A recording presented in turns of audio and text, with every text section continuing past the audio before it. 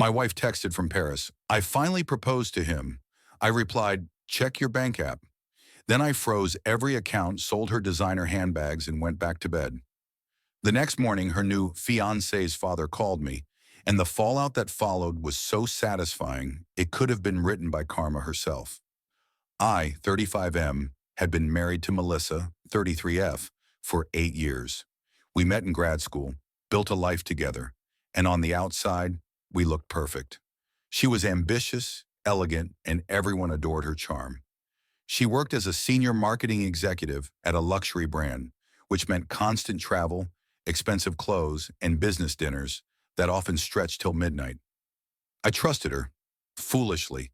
A few months ago, she told me she had to fly to Paris for a major campaign launch, said she'd be gone a week.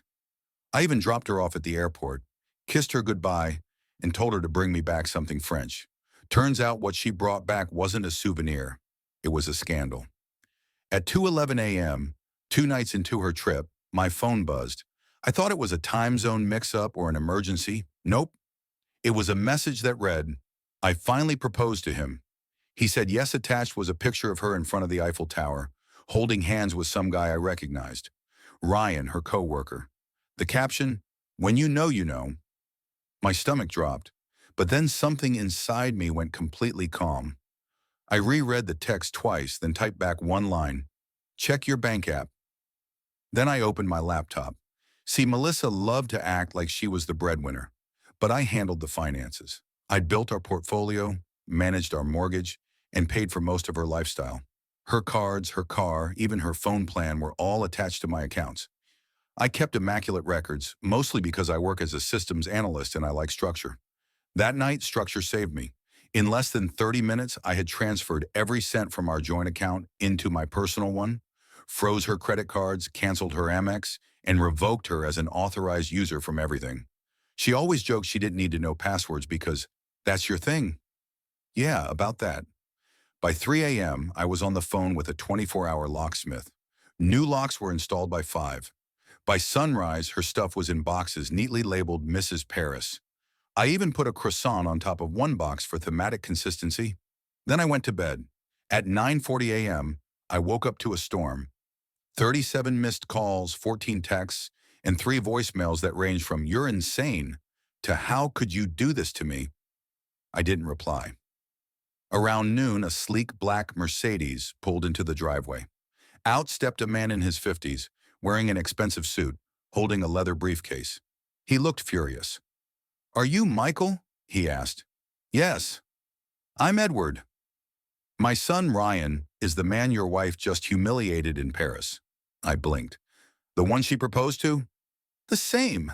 She told him she was divorced. Now the story's all over the company's social feed. Photos of them kissing under the Eiffel Tower. I'm the CEO of that company. Or I was before my board called this morning demanding answers. That's when I realized my wife's affair partner was her boss's son. Karma doesn't just knock. She brings a wrecking ball. Edward looked like he wanted to scream, but instead said quietly, "I'll handle this on my end."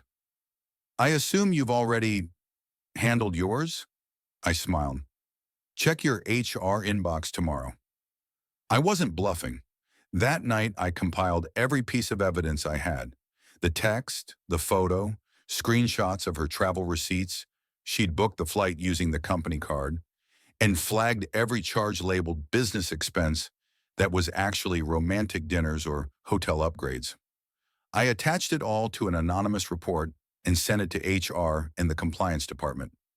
Within 12 hours, the company launched an investigation. Within 24, Melissa was suspended. She called me nonstop. I finally picked up on the 3rd day, mostly out of curiosity. "Michael, please," she sobbed. "It's not what you think." "You proposed to another man, Melissa." "It was a mistake." I was confused. "You were in Paris holding an engagement ring." "How confused were you?" Silence. Then she whispered, "You ruined me." "No," I said. "You did that yourself." I hung up. That night, 2 police officers showed up at my door. "Sir, we received a report that you locked your wife out of the house and stole her property." I smiled and handed them a folder. Marriage certificate, property deed, in my name, bank records, and her confession text. The older cop chuckled. She really proposed to another man? In Paris. And she called you a thief? Seems like it. They left shaking their heads. The next morning, Edward called me again. She's been fired, he said. So has my son. Apparently, Ryan had been warned before about workplace relationships. HR didn't find the situation romantic. They found it scandalous. Their PR team had to scrub every trace of the Eiffel Tower proposal off social media. Edward personally thanked me for cleaning house. A week later, I got a letter from Melissa's lawyer claiming I'd committed financial abuse by freezing her cards. My attorney laughed so hard she nearly spilled her coffee. She sent a text admitting bigamy, she said, and she used the company card for personal gain. She's done. The divorce proceedings started fast. Melissa tried to argue she was emotionally coerced and under extreme distress when she proposed in Paris. The judge wasn't impressed. Mrs. Collins, he said dryly, were you under duress when you booked first-class flights and posted your engagement online? She looked at her lap.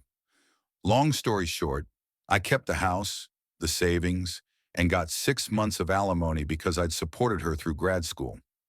Her lawyer tried to protest, but the judge cut him off. She proposed to another man while still married. You're lucky your client isn't being charged with fraud. Melissa broke down crying in court. I almost felt sorry for her. Almost. Then came the poetic twist.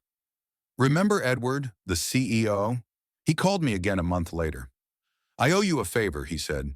You exposed something I should have caught years ago. We're opening a new data division. You'd fit perfectly, I accepted. The first day on the job, the HR manager handed me my badge and whispered, "You're the guy from the Eiffel Tower story, right?" I just grinned. A week later, Melissa showed up at my doorstep. Her makeup was smudged, eyes red. "Please, Michael, just talk to me." I lost everything. "That's unfortunate," I said, "but actions have consequences. You don't have to be cruel. You texted me from Paris to say you proposed to someone else. What did you expect?"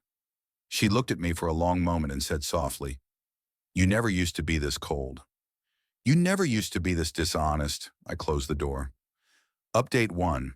A few months later, mutual friends told me Melissa had started posting cryptic quotes on Instagram about rebirth and toxic exes.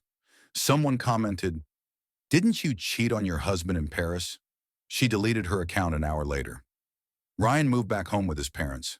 Edward retired early. His daughter, the real victim in this, apparently wants nothing to do with her brother. Update 2. I started seeing someone new. Sarah, an architect I met at the gym.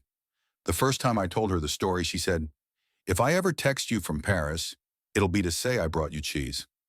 That's when I realized how peaceful life could be when you're not constantly decoding lies. Final update. The divorce finalized 6 months later. The judge denied every one of Melissa's claims. She got nothing except her personal belongings and her car, which she's still making payments on. My lawyer framed the court decree with the caption, "Check your bank app." It hangs in my office. A few weeks after that, I received a postcard. It had a picture of Paris on the front and a note scribbled on the back. "You won." I smiled, dropped it in the shredder, and whispered, "Cool." Then I poured myself a drink and toasted to the moment I learned that sometimes silence and spreadsheets are the deadliest weapons. Oh, and Melissa, I know you're reading this because you always need the last word. Tell Ryan's dad I said thanks for the job. The pay's great, the view's better, and the peace of mind, priceless. If you made it this far, maybe take this as a little reminder. Betrayal doesn't always break you. Sometimes it builds the calmest, strongest version of yourself.